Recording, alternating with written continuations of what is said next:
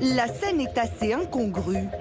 Alors qu'à Paris, le Premier ministre s'exprime sur l'épidémie de Covid. J'ai souhaité vous faire un point le plus complet possible sur la situation sanitaire que traverse notre pays.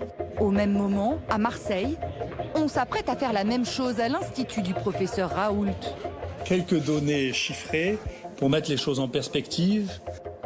Une même thématique, deux ambiances. Dans les salons dorés de l'hôtel Matignon, on respecte les gestes barrières à la lettre. Dans la cité phocéenne, on semble plus détendu. D'ailleurs, la maire et la présidente de la métropole, toutes deux opposées dans un combat féroce lors des municipales, ont enterré la hache de guerre. Ici, dans les Bouches-du-Rhône, on a décidé de faire front commun pour lutter contre la maladie, quitte à ruer dans les brancards. J'ai eu des échanges très constructifs avec le préfet de région nouvellement arrivé. C'est hélas pas le cas du gouvernement. Il décide depuis Paris de ce qui serait bon pour notre ville, sans entamer le dialogue nécessaire avec les élus et surtout sans nous donner les moyens de faire respecter les décisions qui sont les leurs. Des propos d'autant plus incisifs qu'ils ne respectent pas le protocole traditionnel.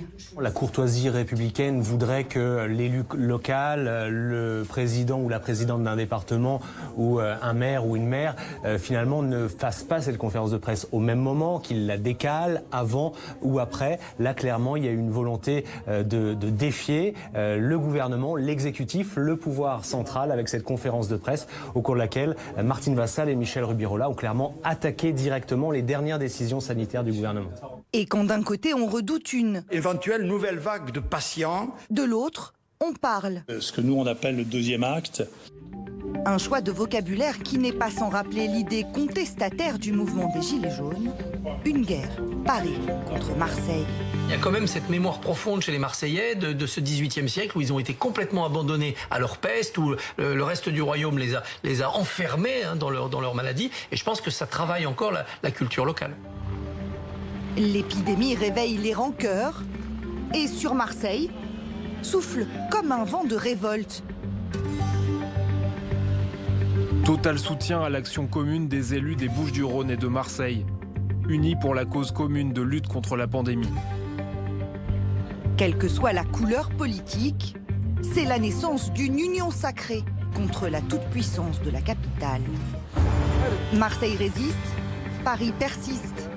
Dans la foulée de la conférence de presse à Matignon, Olivier Véran, le ministre de la Santé, est venu visiter la cellule de crise de l'ARS des Bouches-du-Rhône. Plaisir d'être là, ça fait longtemps que je suis pas venu. Une visite prévue de longue date. Ça tombe à pic au final pour le ministre de la Santé. Ça lui permet de montrer qu'il n'est pas uniquement dans les salons parisiens, mais qu'il va bien sur le terrain, justement à Marseille, là où la situation sanitaire est particulièrement préoccupante. Ça permet d'offrir des images d'un ministre sur le terrain, au contact avec la réalité. Et ça lui permet aussi de défendre les dernières mesures sanitaires prises à Marseille, même si elles sont très mal vécues sur place. Mais pour le ministre, c'est aussi l'occasion de rasseoir l'autorité de Paris. Mais leur durée d'hospitalisation est plus courte. C'est plus courte, mais ils sont plus jeunes. Pour l'instant. Ouais, c'est ce qu'on veut garder.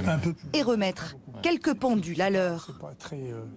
La dernière fois que j'ai eu Madame Rubirola au téléphone, avec qui je travaille d'ailleurs très bien, donc je m'étonne de ses déclarations, elle me disait sortir justement d'une réunion de concertation et nous avons envisagé ensemble les moyens de faire respecter et l'aide que l'État apporterait à la ville de Marseille pour faire respecter les mesures qui seraient mises en place. Donc elle est parfaitement au fait, parfaitement au courant et croyez-moi, je lui rappellerai tout à l'heure, s'il y a des trous de mémoire, je les lèverai, nous travaillons bien ensemble. La capitale suit le mouvement. 2 jours après Marseille, c'est au tour de Paris d'imposer le port du masque dans l'ensemble de l'espace public.